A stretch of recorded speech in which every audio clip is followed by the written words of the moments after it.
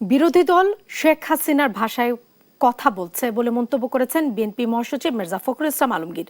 তিনি বলেন, ৪-৫ মাসে ধ্বংসপ্রাপ্ত অর্থনীতিকে টেনে তোলা হচ্ছে, বিপর্যস্ত প্রশাসনকে ঢেলে সাজানোর চেষ্টা করা হচ্ছে।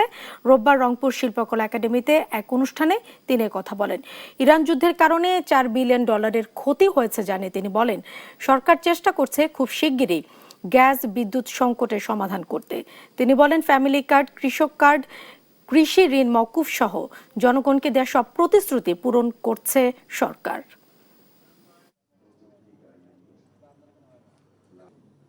এই বিরোধী দল দুর্ভাগ্যক্রমে তারা আবার সে আগের মতোই ভূমিকা পালন করতে শুরু করেছে এবং হাসিনা যে ভাষায় কথা বলতো এরা ওই ভাষায় কথা বলতো। করতে দিব না, চলতে দিব না, শেষ করতে দিব না, টান শেষ করতে দিব না, পারবে না। আরে বাবা, হয়েছে তো মাত্র 4 মাস 5 মাস।